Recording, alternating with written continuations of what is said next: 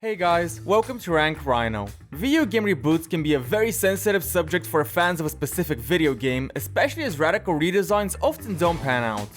With that in mind, some reboots do an amazing job of breathing new life into a game that was popular in the past. We're talking about the same effect that Dark Knight Begins had for the Batman films.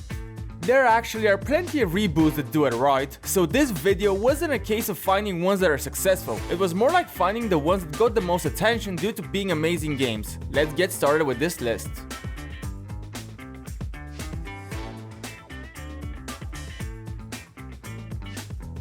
In number 5 we have 2013's Tomb Raider.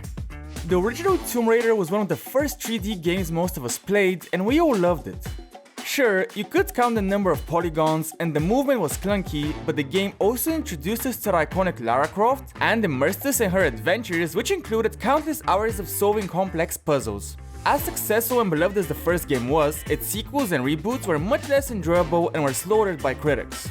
The series managed to get its groove back in 2013.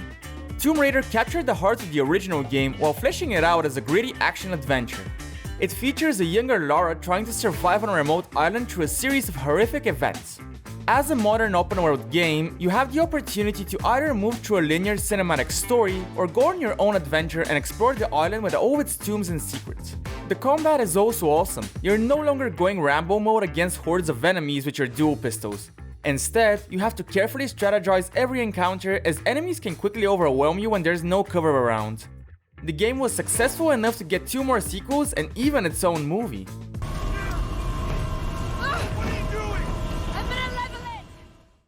Number 4 features Ratchet Clank in 2016. The Ratchet Clank duo never runs out of stories and content. With over 20 years of games, spin-offs and movies, it just seems like this franchise always has something new to offer.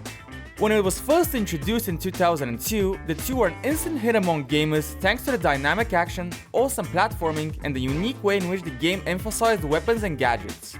In 2016, the game did get its reboot, part remaking, part repolishing the story of the 2002 game. Without losing the structure of the original title, the reboot offered cooler theatrics and much more immersive level designs. All of the old weapons and gadgets were still there for fans to enjoy, with new ones added to the mix to keep things fresh.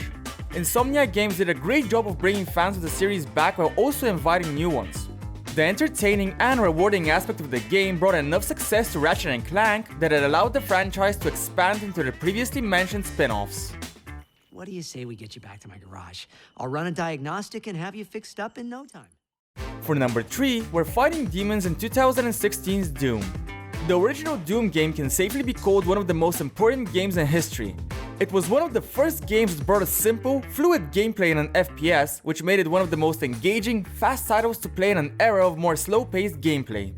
The 1993 title and Doom 2 are actually still popular to this day thanks to many mods and newer releases like Doom 64. Considering the pop culture status the franchise has, rebooting it was by no means an easy task. One wrong decision and critics will be at your throat.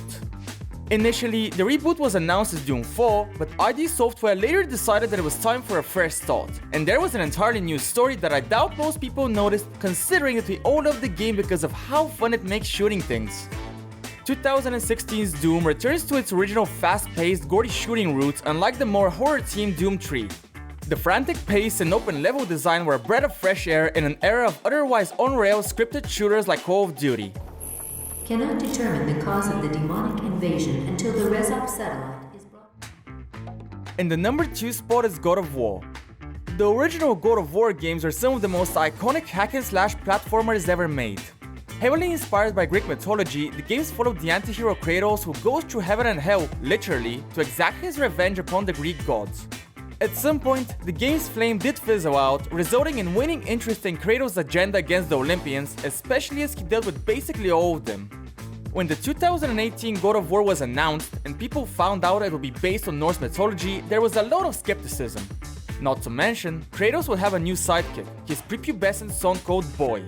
As soon as the game came out, all skepticism disappeared. The 2018 God of War improved upon gameplay heavily. There was now an over-the-shoulder camera angle, new weapons and combos, and more complex combat mechanics.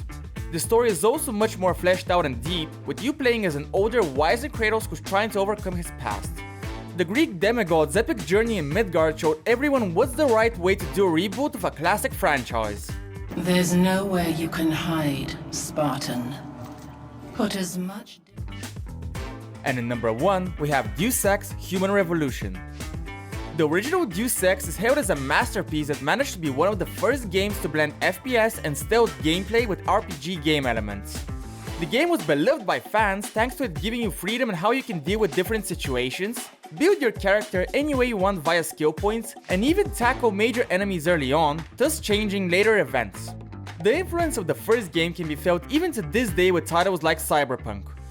Human Revolution came 11 years after the original as a reboot and a prequel. The game's set in a cyberpunk future torn due to a class divide where human augmentations exist. You use said augmentations to unlock new skills for your playable protagonist, Adam Jensen. The reboot builds upon the classic game's non-linear storytelling by adding numerous side quests, NPCs that you can interact with, and dialogue choices that can impact specific events. You also have the freedom to go through missions in a number of ways, going stealthy through air ducts or facing enemies head-on. The game's RPG elements give it a sense of depth that few other shooters have, thus making it stand out in a world full of FPS games. Jensen, I just tried to unlock the assembly lab door, but my override... Thanks for watching, guys! Is there a video game reboot that really hit the spot for you? Let us know in the comments. Don't forget to like the video and subscribe for more trivia and lists related to pop culture. Thank you again, and see you next time.